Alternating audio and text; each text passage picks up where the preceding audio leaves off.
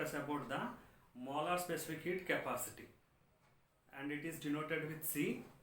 See, in general, the gases are expressed in terms of moles, and coming to the molar specific heat capacity, it is defined as the amount of heat required to raise the temperature of 1 mole of gas through 1 degree Celsius. It is expressed in terms of C equal to Q by NT, where Q is the amount of heat supplied to the gas, and N is the number of moles, and T is the change in temperature.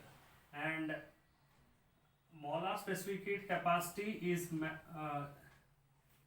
measured in terms of joule per mole Kelvin, and the dimensional formula of this molar specific heat capacity is mL square T power minus 2 mole inverse Kelvin inverse.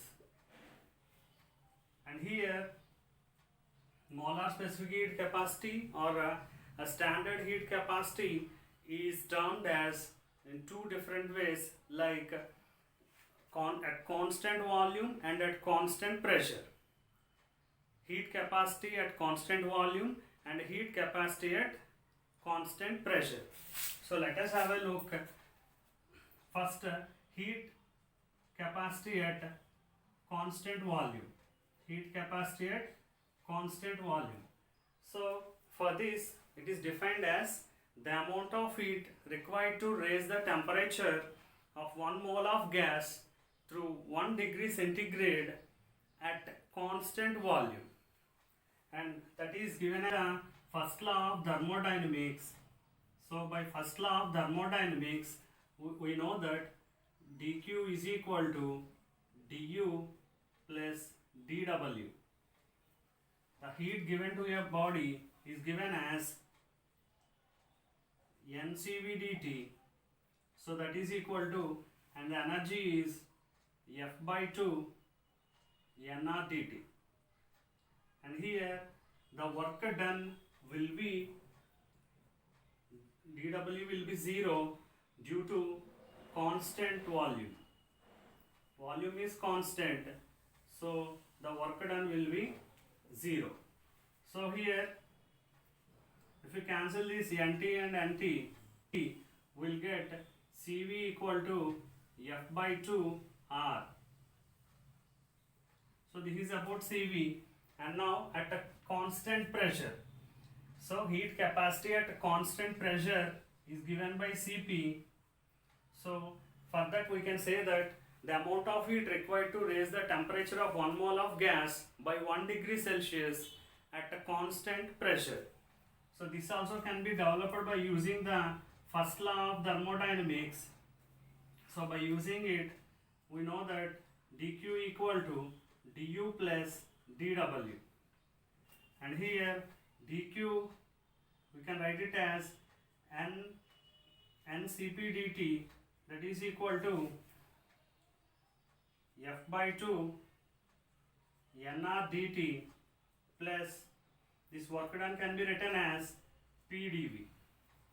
So to express this pdv, we will express this by taking the gas law. By the gas law, this can be expressed. We know that according to gas law, PV equal to nRT. So now let us differentiate this PV equal to nRT. So by differentiating,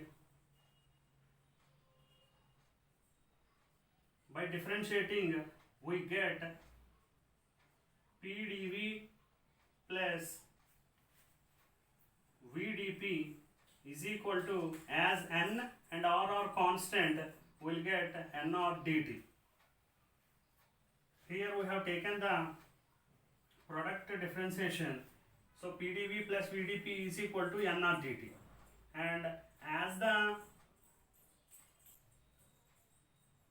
pressure is constant,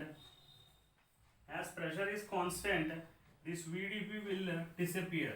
So we will get PdV is equal to nr dt.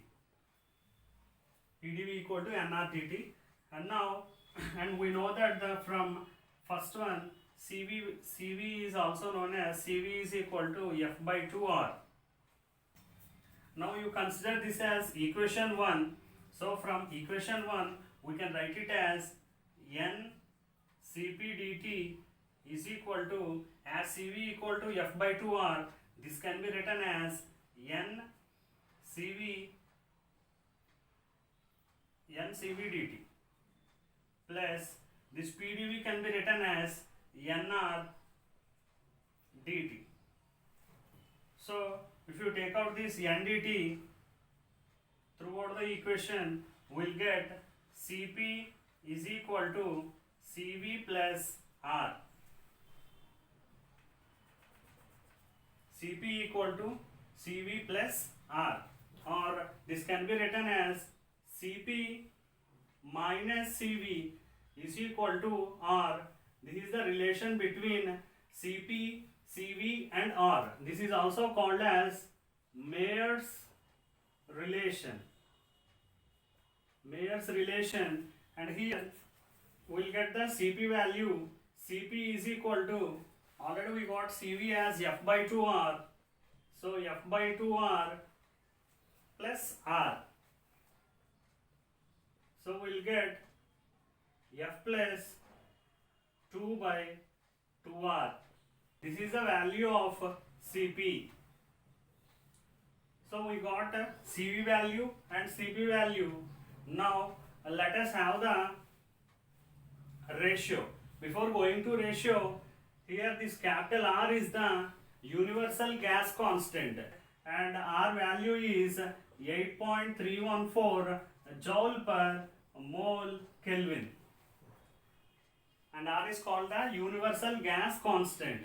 And now let us go for the ratio. A ratio of Cp and Cv, or the ratio of heat capacities at constant pressure and at constant volume.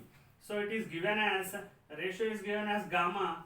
So gamma is equal to Cp by Cv, and we already had the Cp value as F plus 2 by 2 R by, and Cv value as F by 2R.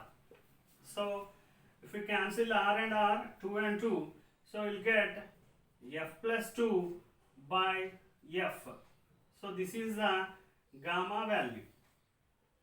So now let us have a look on the table of for monoatomic gas and for diatomic gas. Monoatomic gas and for diatomic gas. Let us see the Cv, Cp and gamma values for monoatomic gas and for diatomic gas. So